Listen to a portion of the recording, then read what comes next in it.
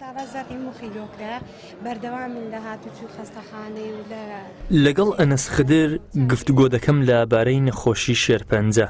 ئەنەس لە ساڵی 2014ەوە تووشی شێرپەنجە بووە و لە ساڵی 2021یش نەشتەرگەری چاندنی مۆخی بۆ ئەنجام دراوە. ئێستاش بەراورد بە ڕابردوو وەک خۆی دەیڵێت دۆخی تەندروستی باشترە. دایکی ئەنەسیش باز لەوە دەکات دەبێت وەرە و هێز بدرێتە بەر توشبووانی شێرپەنجە تاکو بەسەری دازاڵ بن. لە ساڵی 2014 تووشی ئەو نەخۆشیە بووم و لە 2021 نەشتەرگەری چاندنی موخم بۆ کراوە تا ئێستا ئەلحەمدولیلا ئێستا دۆخی تەندروستیم باشترە لە چاو پێشتر.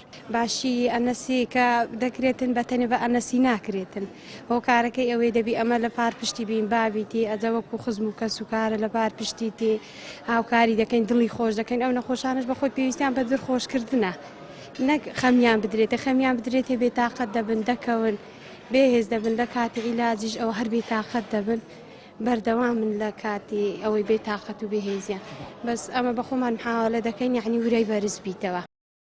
لە ڕۆژی جیهانی بەرەنگاربوونەوەی شێرپەنجەدا بەپێی ئاماری وەزارەتی تەندروستی تەنها لە ساڵی 2023دا 9911 کەس تووشی شێرپەنجە بوون و لە نەخۆشخانەکاندا چارەسەر وەردەگرن.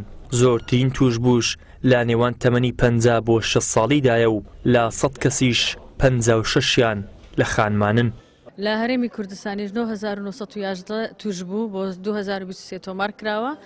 زۆرترین ڕێژە لە نێوان تەمەنی 50 بۆ 6 ساڵیە. لە خانمان زیاترە ڕێژەکەی وەکو لە پیاوان ڕێژەی 156 نزیکەی خانمن و زۆرترین ڕێژەی توشبوونی شێرپەنجەی مەمکە. ناتوانانی هەر نەخۆشە کە توژە برن تۆ بەوە توژە بەڵام ئەو هۆکاران کە یاری دەدەن بۆ شێرپەنجە ئەوانیش خواردنی ناتەندروستە زۆری کێشە جگەرە کێشان بە پلەیەکی زۆر نەجوولان و وەرزش نەکردن.